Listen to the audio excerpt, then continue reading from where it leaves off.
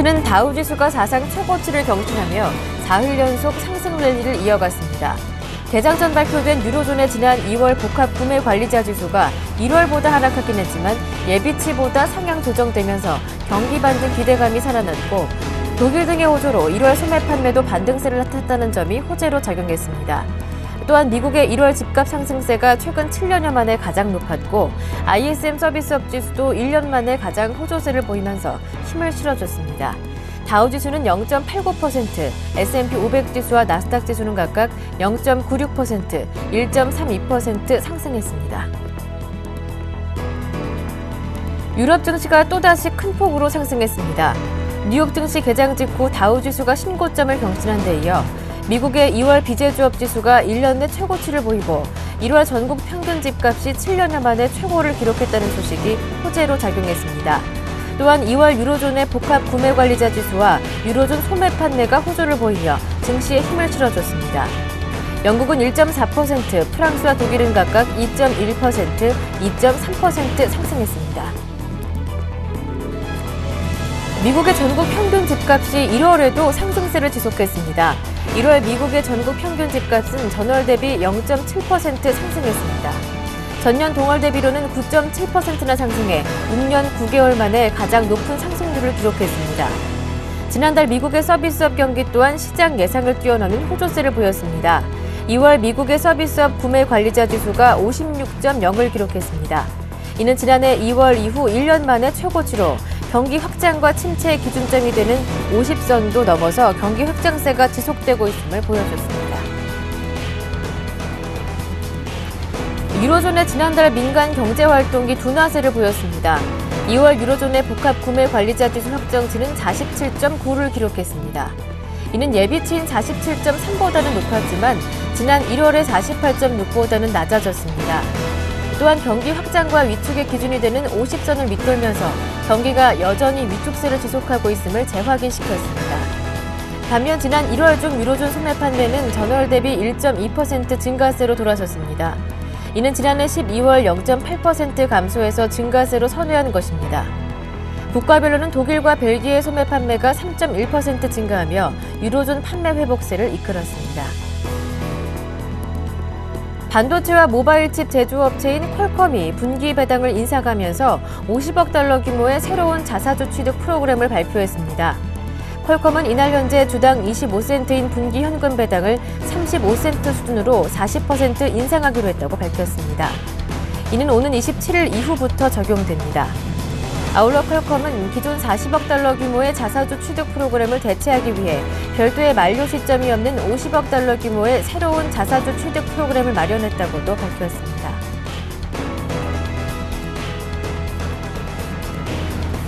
미국의 라자드 에셋 매니지먼트와 영국의 파이오니어 인베스트먼트가 올 들어 처음으로 이탈리아와 스페인 국채에 대한 매수 추천에 나섰습니다. 두 금융기관은 재정위기를 겪고 있는 유로존 국제시장에 대해서도 이제 위험선호 투자가 필요하다고 밝혔습니다. 그리고 ECB가 지속적으로 재정 위험국 국채금리를 안정시키기 위해 채권 가격 상승 지원을 계속하고 있다는 점을 그 이유로 들었습니다. 이에 대해 골드만삭스 등 글로벌 투자은행들도 이 같은 전략에 힘을 실어주고 있습니다.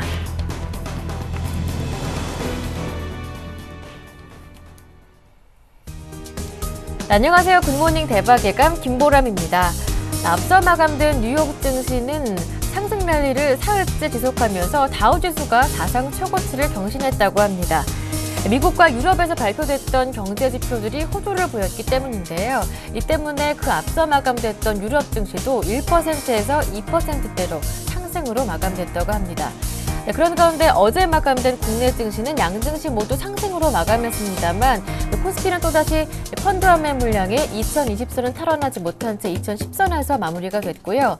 반대로 코스닥은 닷새째 상승 랠리를 이어갔는데 어제의 상승폭이 가장 컸습니다. 코스닥은 543포인트로 2008년 이후 넘지 못했었던 550포인트도 이제 6포인트 남짓 남겨놓은 상황인데요. 그렇다면 오늘 국내 증시에 어떤 글로벌 증시 주요 이슈들이 영향을 주게 될 것인지 차근차근 살펴보면서 오늘 장도 함께 전망해 보겠습니다. 굿모닝 대박 예감 1부 지금부터 시작합니다.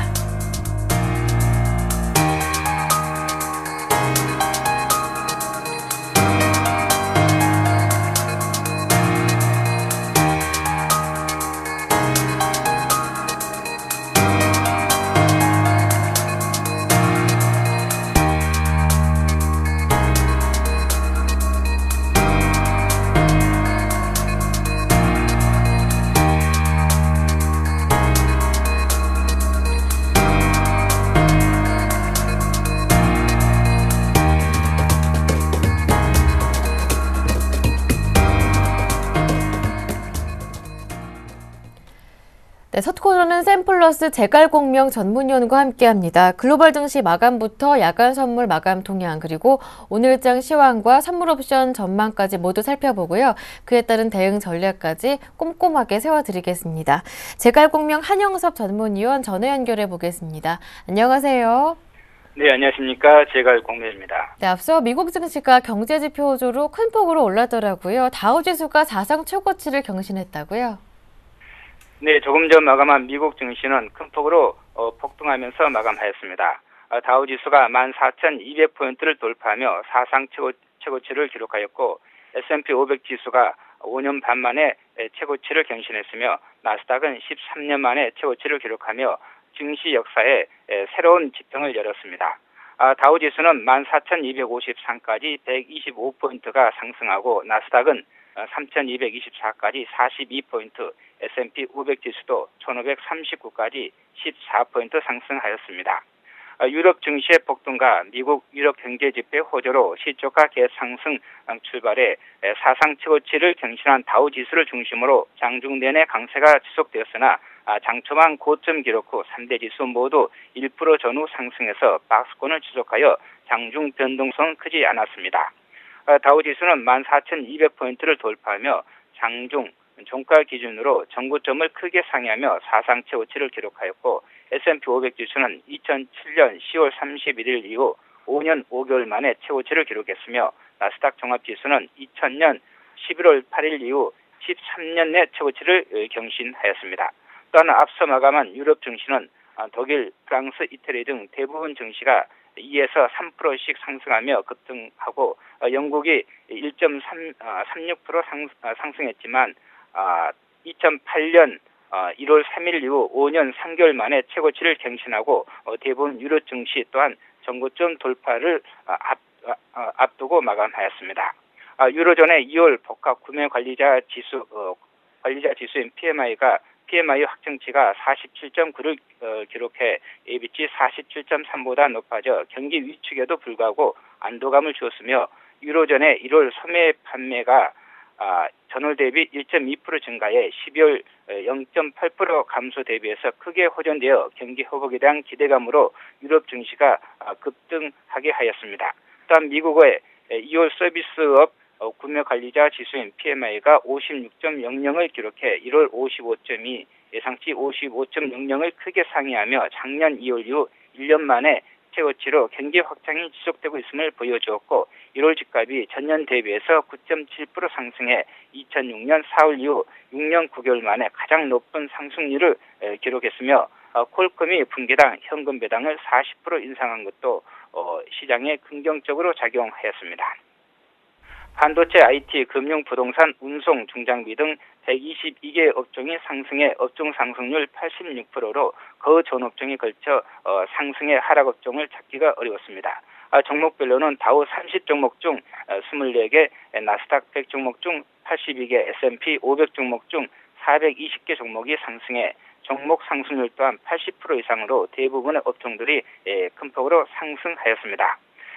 시어스가 5.57% 폭등하고 마이크론이 3.93% 급등하며 전고점을 돌파한 것을 비롯해서 베스트바이, 애플, 보잉, 시스코, 휴렛패커드, 뱅크 오브 아메리카, 퀄컴, 구글, 갭 등이 급등하며 장세를 주도하였습니다. 구글이 또다시 사상 최고치를 돌파하고 애플이 연일 하락하다 모처럼 2.64% 급반등에 성공한 반면에 백화점 업체인 JCPenney는 대주주가 1,000만 주를 매도한다 하여 10.63% 급락하였습니다. 미국과 유럽 증시 투자 전략은 다우지수를 중심으로 중장기 상승 추세가 지속 중이니 다우 15,000포인트 돌파 시까지 매수 지속하고 유럽, 캐나다 증시 역시 동반 강세를 전망드리겠습니다. 네, 상승 마감된 뉴욕 증시 마감 상황 자세하게 살펴봤고요. 이어서 야간 선물지수 마감은 어땠는지 짚어보겠습니다. 네, 새벽에 마감한 야간 선물은 주간 시장 대비해서 1.70포인트 상승한 269.20에 마쳤습니다. 저점 267.85, 고점 269.85로 2.00포인트 범위 내에서 움직였습니다. 거래량은 16,318계약으로 3일 만에 다시 증가세로 전환하였으나 만기를 일주일밖에 남겨두지 않은 시점임을 고려하면 그전 거래물의 야간 거래량이 하루 보통 최소 2만에서 3 내지 4만 계약이 되었던 것과 비교하면 큰 폭으로 감소한 상태가 지속되고 있습니다. 시초가 상승 출발에 267.85를 저점으로 268.00포인트 초반대에서 박스권이 지속되다 저녁 10시를 넘어서면서 급등하여 미 증시가 사상 최고치를 경신하자 장중 270포인트 부근까지 상승한 다음에 상승폭을 축소한 채 마쳤습니다. 개인이 328계약, 기관이 13계약 매도하고 외국인이 408계약 매수하며 모처럼 개인은 매도돼 외국인의 매수가 강하게 충돌하였습니다. 외국인이 강하게 매수하며 지수 상승을 주도한 반면에 개인은 장마감까지 매도를 지속하였고 기관은 장중 내내 눈치 보며 관망을 지속하였습니다. 야간 옵션 시장은 선물이 급등하자 콜옵션이 20에서 70% 폭등하고 풋옵션은 20에서 40% 폭락하였습니다. 또다시 콜옵션이 급등하고 풋옵션이 폭락하며 야간 옵션 시장에서 변동성 장세가 재현되었습니다. 네, 그렇다면 오늘 국내 주식시장 출발은 어떨까요? 오늘 주식시장과 선물 옵션 시장 전망, 그에 따른 대응 전략까지 자세하게 들어보겠습니다. 네, 먼저 전일 시장을 살펴보면 미국 증시의 상승으로 시초가 갭 상승에 장초만에 2030포인트 돌파를 시도했으나 투신권을 중심으로 기관들이 강력 매도하자 정강수약으로 강보합에 마감하였습니다. 몇몇 대형주를 제외하면 장초반 강세를 보였던 대부분의 종목들이 고점 대비 밀리면서 부합고 혼재서로 마감하고 선물지수 또한 고점 대비 크게 밀리자 장초반 급등했던 콜옵션이 부합까지 밀리고 급락했던 풋옵션은 낙폭을 축소하며 옵션 양매도 장세가 전개되었다고 볼 수 있겠습니다.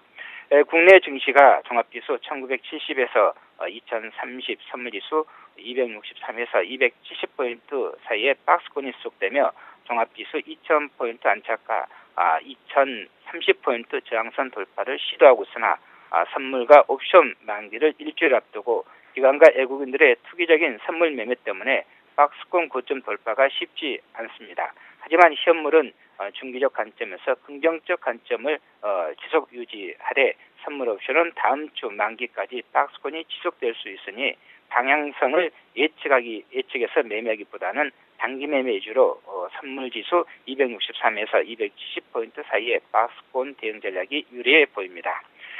다음 주 선물 옵션 3월 만기 대비해서 만기 지수를 전망해 보면 코스피 200 지수 기준으로 265에서 270포인트 사이에 박스권을 전망드리겠습니다.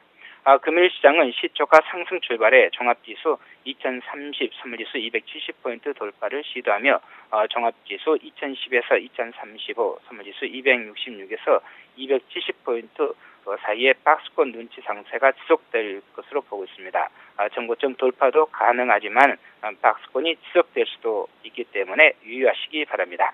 대응 전략은 반등 시 선물지수 270.00 전후에서 매도하고 하락 시 선물지수 268.00 전후에서 청산하는 전략입니다. 단 예상과 다를 경우 진입가 대비해서 0.5포인트 손실 시는 무조건 손절매한 후 시장을 재점검하시기 바랍니다.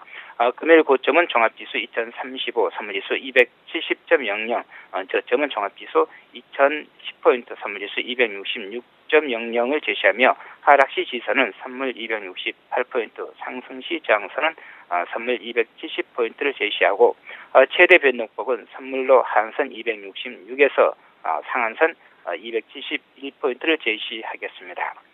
옵션 매매 전략은 강세 콜 스프레드 또는 약세 풋 스프레드 또는 쌍대각 스프레드 또는 스트랩 매도 전략을 제시하도록 하겠습니다. 박스권이 지속되고 있어 장초반 급등 시 변동성 매도로 옵션 매수보다는 옵션 매도와 합성 전략 중심으로 대응하고 방향성은 장초반 급등한 상태에서 중립으로 고정할 것을 말씀드리겠습니다. 방향성 전략은 선물지수 기준으로 270포인트를 돌파하며 강세 콜 스프레드 전략으로 대응하고 선물지수 270포인트를 돌파하지 못하면 약세 풋 스프레드 전략을 구사할 것이며 변동성 매도 전략으로는 양대각성 스프레드 전략과 스트랩 매도 전략을 제시하겠습니다. 여기에서 강세 콜 스프레드는 콜 내가격 매수에 콜 등가격을 매도하여 지수 상승 시 유리하고, 약세 풋 스프레드는 풋 내가격 매수에 풋 등가격을 매도하여 지수 하락 시 유리하며, 양대각선 매도 전략은 콜옵션 4월물 270을 매수하고 콜 3월물 265를 매도하는 콜 대각선 매도와 풋옵션 4월물 265를 매수하고 풋 3월물 270을 매도하는 풋 대각선 매도를 합성하여 3월지수 265에서 270 사이에 박스권을 전제한 캘린더 스프레드 변동성 매도 전략이며, 스트랩 매도 전략은 콜옵션과 풋옵션 양매도 전략 중 콜옵션 매도 비중을 풋에 비해서 2배로 높여 지수가 크게 움직이지만 않으면 옵션 양매도로 큰 수익이 가능한 박스권 옵션 매도 중 공격적 전략이므로 박스권 돌파 시는 리스크 관리가 필요한 전략이라 할 수 있겠습니다. 네, 지금까지 제갈공명 한영섭 전문위원과 함께했습니다. 말씀 잘 들었습니다. 고맙습니다. 네, 감사합니다.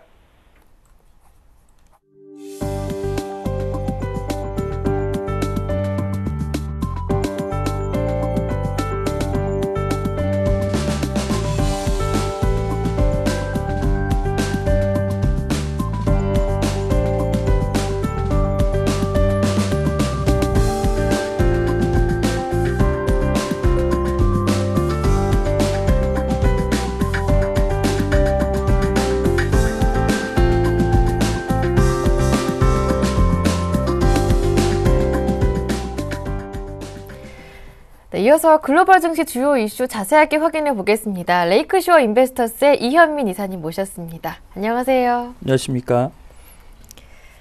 영란은행이 오늘부터 내일까지 금융통화위원회를 이틀간 개최하게 되는데, 아무래도 자산 매입 규모 증액 여부에 관심이 모아지게 되겠죠?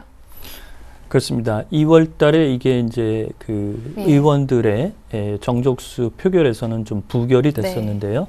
2개월 연속 자산 매입 프로그램의 필요성을 제기했다라는 측면에서 보면, 이번 3월 금통위에서는 이 내용이 채택될 수 있는 가능성도 조금은 열려 있다라고 볼 수가 있겠습니다. 이런 점에서 이번 주가 주요 중앙은행의 금리 주간이라고 볼 수가 있겠는데요. 영란은행과 유럽중앙은행, 그다음에 일본 중앙은행이 금통위를 열게 됩니다. 가장 관심이 모아지는 것은 영란은행이 2월 달에 그 자산 매입 프로그램을 추가적으로 3월 달에는 통과가 될 수 있을지, 이런 여부라고 볼 수가 있겠습니다. 기준금리는 영란은행이 현재 0.5%를 그대로 유지를 하고 있습니다. 8개월째 현재 동결 추세고요. 자산 매입 프로그램은 3,750억 파운드를 유지를 하고 있는 상태입니다. 지난 1월 금통위 때는 금통위원인 데이비드 마일스 위원이 자산 매입 프로그램의 추가 증액을 요구를 했고, 2월에는 머빈 킹 영란은행 총재와 데이비드 마일스 위원, 그 다음에 폴 피셔 금통위원이 찬성표를 던졌습니다.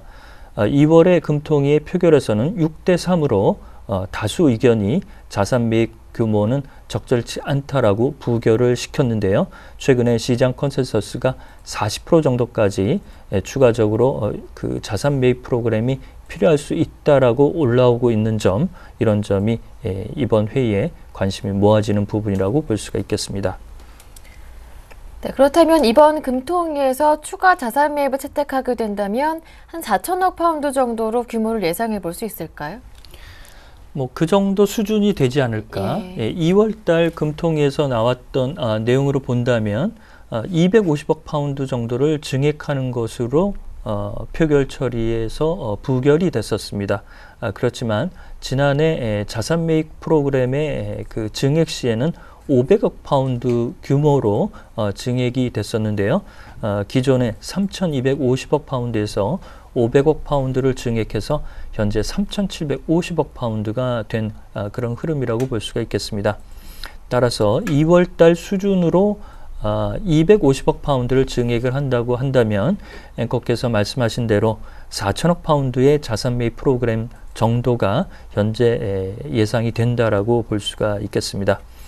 특히 매파적인 성향이 강했던 머빈 킹 영란은행 총재가 2월 달에 경기부양카드의 자산 매입 프로그램을 추가적으로 증액할 필요성을 제기했다는 측면이 3월 달에도 유지될 수 있을지가 가장 관심이라고 볼 수가 있겠고요. 이런 내용을 반영하는 것이 최근에 달러 대 파운드와의 환율 움직임이라고 볼 수가 있겠습니다. 새벽에 달러당 파운드는 1.51파운드로 제시가 됐는데요.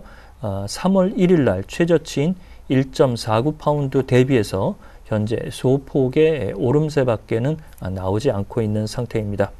따라서 이런 파운드와의 움직임은 이번 달 영란은행의 추가적인 자산 매입 프로그램의 영향을 그대로 현재 반영하는 그런 기류라고 볼 수가 있겠습니다. 네, 그렇다면 이번 금통위에서 추가 자산 매입 규모를 늘릴 경우 그만큼 영국이 경기 부양에 절실하다라고 해석해 볼 수도 있겠어요. 그렇죠. 절실하죠. 예. 영국이 가장 현재 EU 네. 국가 중에서는 경기 부양 카드의 고민이 가장 크다라고 볼 수가 있겠습니다.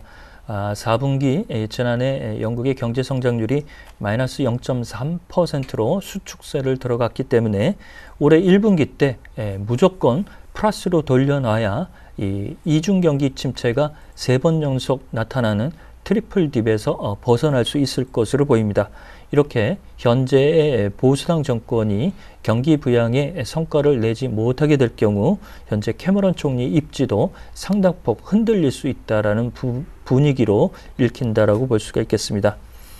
새벽에 EU 재무장관 회의에서도 이 은행권의 상여금 한도 제한 이런 부분에 영국이 아주 강한 반대 의사를 보였는데요.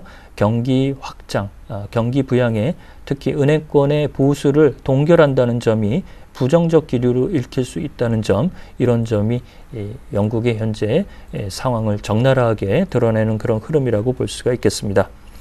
또한 2월 22일 날 무디스가 영국의 최고 등급을 한 단계 내렸습니다. AA1으로 내린 부분, 이런 부분에서 현재 영국의 경기 상황에 대한 불확실성이 커진 부분, 이런 부분에서 영란은행 금통위에 초점이 맞춰진다고 볼 수가 있겠습니다. 예. 이렇게 해서 영란은행의 금융통화정책회의에 대해서 오늘 첫 번째 이슈를 꼼꼼하게 점검을 해봤고요. 이어서 애플 얘기를 해보겠습니다. 애플 주가 힘겨운 반등세에도 불구하고 여전히 부진한 모습이 이어지고 있는데 시가총액 순위에서 엑슨모빌에게도 순위를 제쳐줬다고 하더라고요. 그렇습니다. 애플의 주가만을 네. 보면 지난해는 뭐 승승장구했죠. 네. 가을까지도 이런 흐름이 나타났는데요. 오늘 다우지수가 사상 최고치 행진을 가져갔음에도 불구하고 애플 주가는 그리 좋지 않은 흐름이 나오고 있습니다. 지난 4일 주가는 420달러 정도 수준이었는데요. 오늘 새벽에는 11달러가 올라서 오늘 마감가는 431달러 14센트에 마감을 했습니다. 지난 7월 가을에 705달러 대비해서는 현재 39%가량까지 주가가 폭락한 수준입니다. 이런 애플이 어려운 국면을 그나마 현재 구글이 만회하는 그런 내용으로 나오고 있다라고 볼 수가 있겠고요. 네. 주가 하락으로 인해서 시가총액 1위 자리도 다시 엑슨모빌에 내준 상태입니다. 시가총액은 현재 4천억 달러 수준에서 횡보하고 있는데요. 손목에 차는 모바일 신제품 아이워치에 현재 사활을 걸고 있다라고 해도 과언이 아니라고 볼 수가 있겠고, 아이폰 6에 대한 기대감은 현재 많이 낮아진 그런 흐름이라고 볼 수가 있겠습니다. 네, 애플의 주가 추락은 삼성전자와의 특허 소송 변상액이 많이 줄어든 점도 원인이었다고 하던데요. 주가 하락의 원인은 무엇인지 자세하게 확인해 보겠습니다. 그렇습니다. 역시 이제 제품에서 경쟁력 대비 일취월장하는 부분이 나오지 않고 있다는 점, 삼성에게 특히 밀리고 있다는 점을 들 수가 있겠습니다. 이런 실망감이 추가적으로 주가가 현재 수준에서도 반등의 탄력이 떨어진다라고 볼 수가 있겠고요. 삼성과 애플의 디자인 특허 소송, 루시고 판사가 지난번 그 배상 금액을 절반가량 현재 줄인 내용도 악재 요인으로 볼 수가 있겠습니다. 지난번 배상액은 10억 5천만 달러 수준에서 약 43%를 감액한 5억 9,950만 달러 정도로 현재 수정 제안이 나온 상태입니다. 따라서 확정 판결까지는 기다려야 되겠지만 애플은 삼성이 그대로 애플의 디자인 특허를 침해했다는 부분을 인정받았다는 부분, 이런 내용에 좀 안의를 한다라고 볼 수가 있겠고요. 따라서 새롭게 올해 내놓을 수 있는 제품군이죠. 앞서 말씀드렸던 아이워치나 iTV, 그 다음에 아이폰 6의 시장 파괴력이 어느 정도까지 나올지가 현재 궁금한 상황이라고 볼 수가 있겠습니다. 네. 애플의 최근에 좀 재미있었던 소식은 워렌 버핏이 애플 주가에 대해서 한마디 거들었는데요. 내가 만약에 애플의 경영자라면 현재 애플 주가는 매력적이고 이런 부분에서는 추가적으로 장기적 투자에 적합한 의사를 표명한 부분이 있었습니다. 그럼에도 불구하고 주가가 그 새벽에 11달러밖에는 올라가지 못했다는 측면, 이런 부분을 보면 상당히 주가의 약세 기조가 아직까지는 좀 확대되고 있다라고 볼 수가 있겠고요.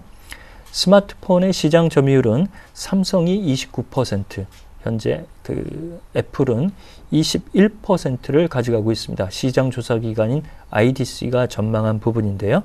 특히 하이엔드 제품에서는 애플이 앞서가고 있지만 중저가 브랜드, 이른바 미드랜드와 로우엔드 제품에서는 삼성과 LG, 그 다음에 중국의 제조사에 다소 밀리는 측면, 이런 점이 애플의 고민이라고 볼 수가 있겠습니다. 네, 알겠습니다. 오늘 이슈 점검은 여기에서 마무리 짓도록 하겠습니다. 지금까지 레이크쇼어 인베스터스의 이현민 이사님과 함께했습니다. 말씀 잘 들었습니다. 고맙습니다.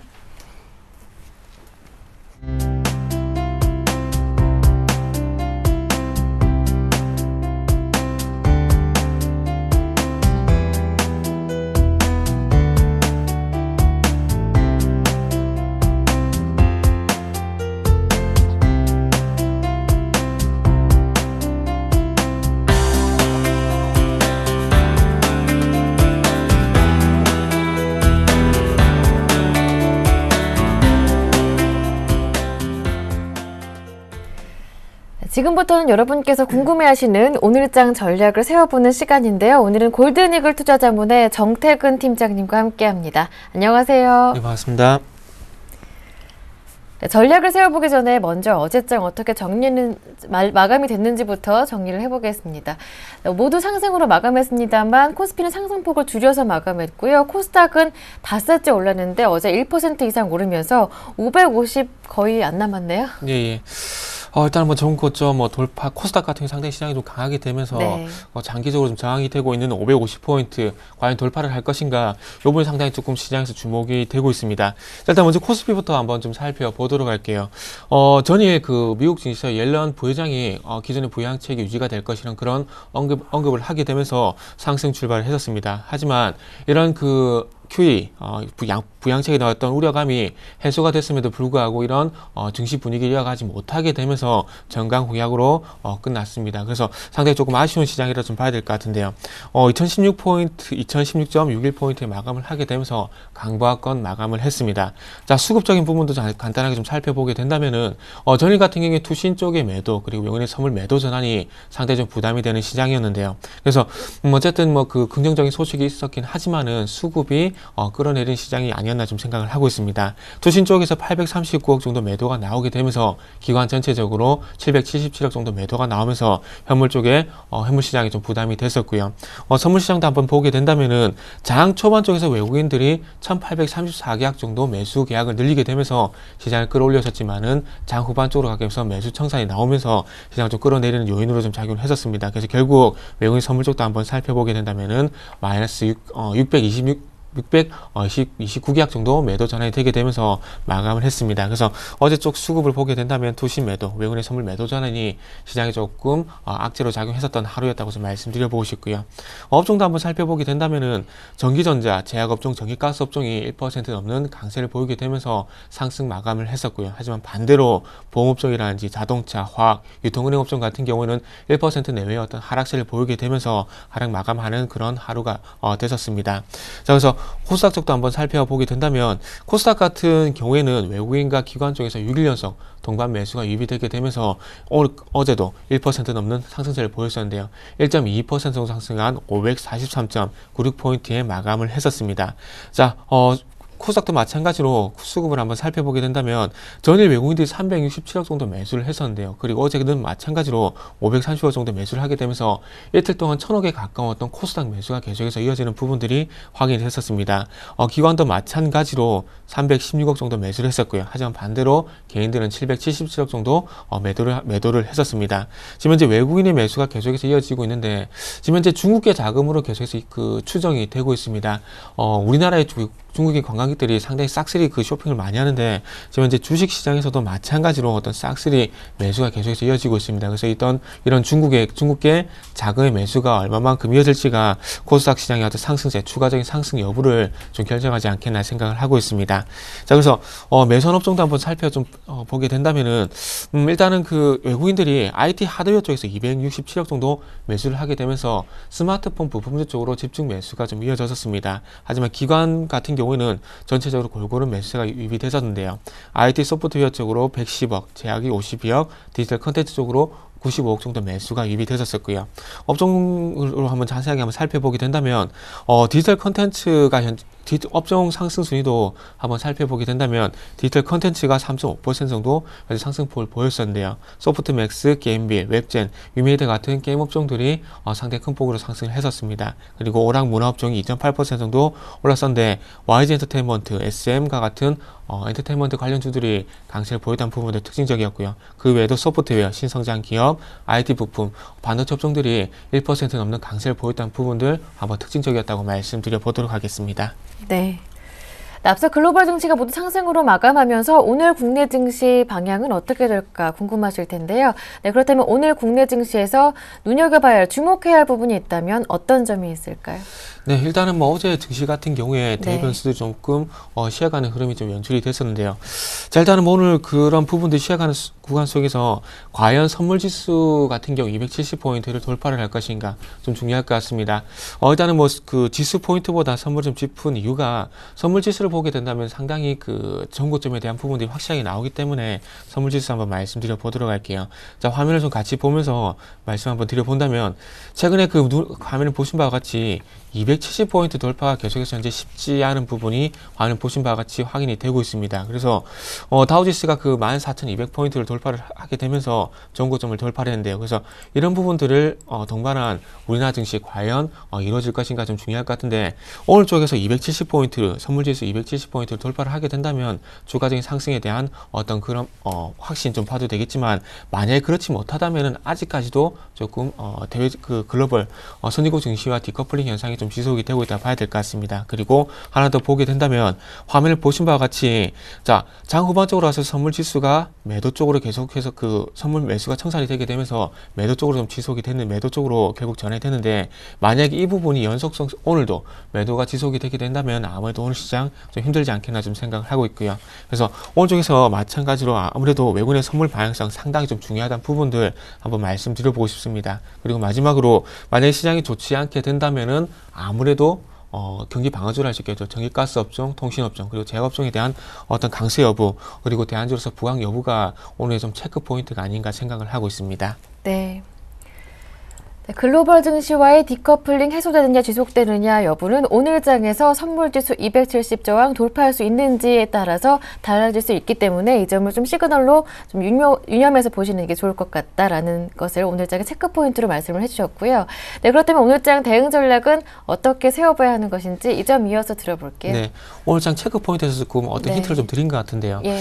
선물지수 같은 270포인트인데 선물지수 270포인트를 조금 우리나라 지수 그 코스피로 환산 좀 해본다면은 2030포인트 정도 됩니다. 그래서 오늘은 일단은 그 1940에서 2030포인트 박스권 대응을 하시되, 만약에 오늘 시장에서 2030포인트를 돌파를 하면서 출발했을 경우에 좀 지켜주는지, 그러니까 박스권 상단을 돌파하는지 여부를 좀 먼저 체크를 해보시고요. 그리고 만약에 제가 좀 전에 언급을 드렸듯이 외국인 그 외국인 쪽에서 선물이 매도 쪽으로 지속이 되게 되면서 5일선을 이탈하게 된다면은 아무래도 현금 확보라든지 그 리스크 관리가 좀 필요할 것 같습니다. 그래서 2030포인트 돌파하고 난 이후에 외국인 선물을 잘 보시고요. 그래서 외국인 선물이 만약에 매도 쪽으로 지속이 되게 된다면 리스크 관리 그리고 현금 확보 좀 주력하자, 이렇게 말씀드리겠습니다. 네, 알겠습니다.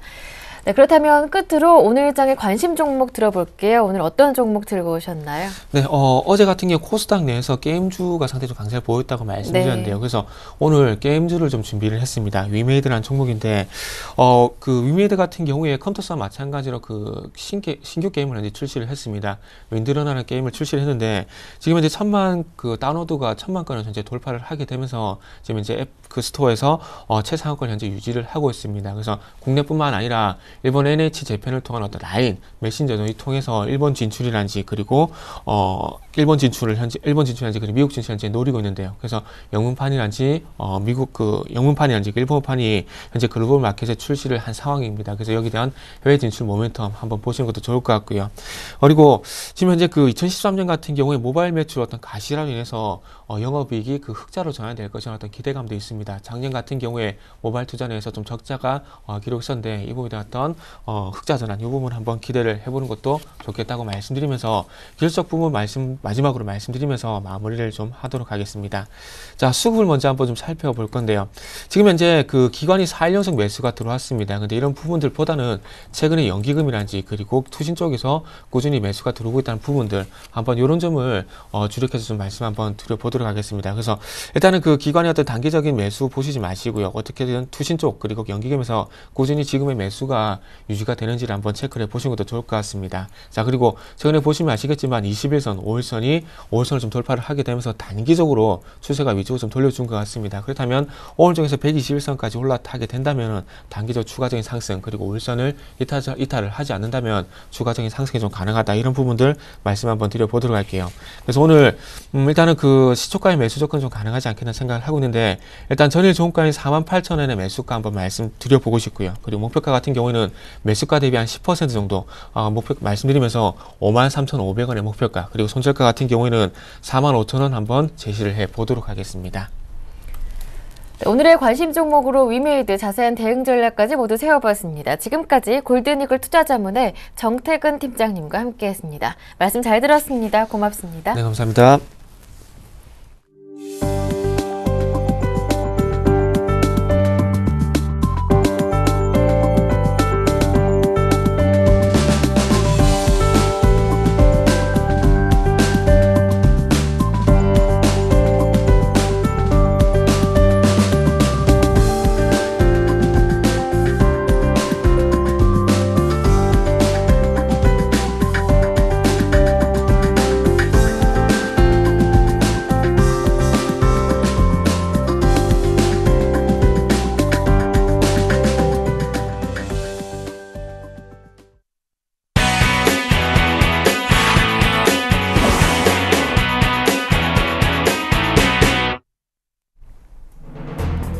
(3월 6일) 수요일 이슈앤이슈 주요 소식입니다.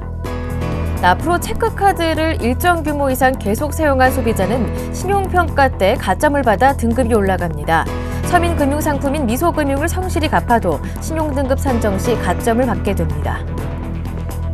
은행연합회에 따르면 6일 산업은행을 제외한 16개 은행에서 7년 만기 시 이자 소득세가 부과되지 않는 재형저축을 출시합니다. 우대금리 포함 최고금리는 연 4.6%로 집계됐습니다. 각 가정을 방문해 전기 사용량을 조사하는 계량기 검침원이 2020년이면 종적을 감출 전망입니다. 한국전력공사는 중장기 지능형 전력 계량 인프라를 2016년까지 1,000만 호, 2020년까지 전체 전력 사용자인 2,194만 호에 설치할 계획이라고 5일 밝혔습니다. 롯데주류가 소주 경쟁사인 하이트진로를 상대로 100억 원대 손해배상 청구 소송을 제기했습니다. 하이트 진로가 처음처럼에 대한 악성 루머를 배포해 이미지 훼손과 매출 감소 피해를 입었다는 주장입니다.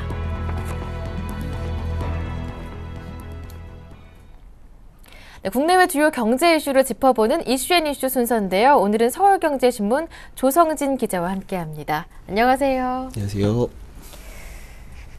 앞으로 체크카드를 꾸준하게 쓰면 신용등급이 올라간다라는 게 첫 번째 오늘 소식인데요. 체크카드 실적이 개인 신용평가상 우량 정보로 반영되기 때문이라고 합니다. 자세한 내용 설명 들어볼게요. 네, 그 체크카드를 상당 기간 일정 규모 이상으로 사용을 하면 그 신용평가할 때 가점을 받게 됩니다. 그래서 신용등급이 올라가게 되는데요. 금융위원회와 금융감독원은 그 개인 신용정보의 활용도와 정확성 그리고 최신성을 높이고 소비자 권리를 보호하고자 이런 방안을 마련했다고 5일 밝혔습니다. 체크카드 사용 실적은 개인 신용평가상 우량 정보로 반영합니다. 최근 3개월 연속으로 10만 원 이상 사용한 고객에게는 신용평가 시 가점을 주는 식입니다. 당국은 체크카드 이용 고객 약 250만 명이 혜택을 받을 것으로 추산했습니다. 서민금융상품인 미소금융을 성실히 갚았을 때도 가점이 주어집니다. 성실 상환자의 신용등급을 높여 그 제도권 금융을 이용할 가능성을 키우려는 조치입니다. 은행연합회는 신용정보 등록 시 전체 금융회사 4,500여 개를 대상으로 전산을 대조해야 합니다. 현재는 연간 130여 개 기관을 상대로 서면조사만 하고 있습니다. 전산대조 대상 범위도 그 신용카드 개설 정보 등 한정된 정보에서 그 모든 신용정보를 확대합니다. 당국은 은행연합회로 집중되는 정보의 정확성, 신뢰성을 높임으로써 신용정보의 잘못된 등록이나 누락을 막을 것으로 기대했습니다. 착오나 실수에 의해 연체를 막고자 단기 연체 정보는 5영업일 이전에 해당 고객에게 통지해야 합니다. 금융회사가 개인 신용정보가 불법적으로 인용되거나 유출된 사실을 알았을 때는 바로 고객에게 알리도록 했습니다. 보이스피싱 사기로 인한 대출 정보는 카드사에 약 3년가량 채무 조정 기간을 두고 이 기간은 은행연합회나 신용조회 회사에 집중되는 것을 미룹니다. 고객이 자신의 그 신용평가 결과에 문제가 있다고 판단할 경우에는 신용조회 회사와 금감원에 이의를 제기할 수 있습니다. 금융당국은 모범 기준 마련과 전산 개발 등을 조속히 마쳐 올해 상반기 내 시행할 예정입니다. 네. 다음 소식입니다. 재형저축 상품이 오늘 출시됩니다. 은행권의 우대이율을 포함하면 최고 4.6%의 이율이라고 하는데요. 목돈 마련을 위해 저축을 관심 있는 분들은 관심이 많이 쏠리겠어요. 네, 그 근로자 재산 형성 저축이 오늘부터 가입자를 받는데요. 그 은행들은 어제 오후까지 금리 수준을 논의할 정도로 치열하게 그 눈치 경쟁을 벌였습니다. 우대 금리를 포함해서 최고 연 4.5% 금리를 제공할 것으로 알려진 그 우리은행, 국민은행, 농협은행보다 높은 금리 농협은행보다 높은 금리를 책정해 고객들을 끌어모으겠다는 계산에 막판 경쟁이 치열해졌다는 후문입니다. 개인 고객 유치에 힘을 쏟고 있는 기업은행은 기존에 논의되던 수준보다 0.1%포인트 높은 최고 연 4.6%의 금리를 적용하기로 결정했습니다. 기본 금리는 연 4.3%이고 신용카드 사용 실적과 급여 이체, 청약저축 가입 여부 등에 따라서 우대 이율을 연 0.3%포인트까지 적용받을 수 있습니다. 최근 영업 기반을 적극적으로 넓혀가는 외환은행도 최고 금리를 연 4.6%에 맞췄습니다. 기본금리 4.0%에 급여 이체, 신용카드 이용 등 그 교차 거래 실적에 따른 우대 이율을 0.3%포인트를 추가해주고 출시 이후에 선착순 20만 계좌에 대해서는 특판 이율 0.3%포인트를 더 얹어줍니다. 신한은행도 기존의 연 4.2% 전후의 금리를 적용할 것으로 알려졌지만 기본금리 4.2%에 우대금리 0.3%포인트를 얹어서 최고 4.5%까지 금리를 올리기로 했습니다. 은행들이 이처럼 상품 출시 하루 전까지 금리 수준을 놓고 고민을 거듭한 것은 재형저축이 장기 거래가 가능한 신규 고객을 유치할 수 있는 상품이기 때문입니다. 당장 수익을 내고자 하는 예금이 아닌 만큼 예금 금리를 좀 더 높이더라도 일단 시장을 선점하는 데 힘을 기울이겠다는 뜻입니다. 18년 만에 부활하는 재형저축에 대한 고객들의 관심이 뜨거운 점도 은행들이 역마진을 우려를 감수하고 금리를 높이는 원동력이 되고 있습니다. 네, 이제 2020년이면 전기 검침원이 사라지게 된다고 합니다. 원격 측정이 가능하기 때문이라고 하는데요. 자세한 내용 들어보겠습니다. 네, 그 각 가정을 방문해서 그 전기 사용량을 검사하던 그 계량기 검침원이 2020년이면은 그 사라질 전망입니다. 한국전력공사는 중장기 지능형 전략 계량 인프라 AMI를 2016년까지 1,000만 호, 그리고 2020년까지 전체 전력 사용자인 2,194만 호에 설치할 계획이라고 밝혔습니다. 한전은 이 사업에 올해부터 8년간 1조 7천억 원을 투입해 올해 2만 호의 우선 AMI를 보급하고 매년 250만 대씩 추가 공급합니다. AMI는 그 전자식 계량기, 통신망, 계량 데이터 관리 시스템과 운영 시스템으로 구성됩니다. 정보통신 기술을 활용해 에너지 사용을 최적화하는 스마트 그리드 구현에 필요한 핵심 인프라입니다. 원격 격침을 하기 때문에 현재 검침원 제도를 사실상 폐지하게 됩니다. 현재 한전은 검침 등 현장 업무를 입찰에 거쳐서 복수의 회사에 3년 단위로 맡기고 있습니다. 이들 인력은 5,400명 선입니다. 검침 담당자는 3,600명이고 나머지는 송달, 단전 등의 업무를 합니다. 한전 관계자는 원격 검침을 하면 전면 시행하면 검침원은 없어지지만 이 중 일부는 현장 고객 관리, 그리고 수금, AMI 관리 등을 맡게 되고 2020년까지 자연적인 인원 감소도 있기 때문에 인위적인 대량 임원 감소는 없다고 밝혔습니다. AMI를 구축하면 양방향 통신을 바탕으로 수요 관리, 전력 소비 점감, 전기 품질 향상 등 융복합 서비스를 제공할 수 있습니다. 네, 롯데주류가 하이트진로를 상대로 100억 원 소송을 제기했다고 하는데요. 좀 간략하게 들어볼게요. 네, 그 소주 브랜드 처음처럼을 제조하는 롯데주류가 이 하이트진로를 상대로 해서 100억대 손해배상을 청구했는데요. 이유는 이 하이트진로가 처음처럼에 대한 악성 루머를 퍼뜨려서 이미지를 훼손하고 매출을 손실을 봤다는 것입니다. 앞서 롯데주류는 처음처럼에 대한 허위 사실을 담긴 동영상과 판촉물을 유포한 혐의로 하이트진로 임직원 등을 형사 고발하기도 했습니다. 검찰은 지난 1월 하이트진로 항모 전무 등 임직원 4명을 명예훼손과 업무 혐의 방해로 불구속 기소했습니다. 롯데주류의 주장에 따르면 하이트진로는 처음처럼이 인체에 해롭다는 방송이 방영되자 본사 주재로 대책회의를 열어서 대응 지침을 만들고 영업사원들을 통해 블로그와 트위터, 포털 사이트 등을 통해서 방송 내용을 확산시켰다는 것을 밝혔습니다. 예, 말씀 잘 들었습니다. 지금까지 서울경제신문의 조성진 기자와 함께했습니다. 고맙습니다. 네, 감사합니다. 굿모닝 대박예감 1부 순서는 여기에서 마무리 짓고요. 저는 잠시 뒤 2부로 돌아오겠습니다. 고맙습니다.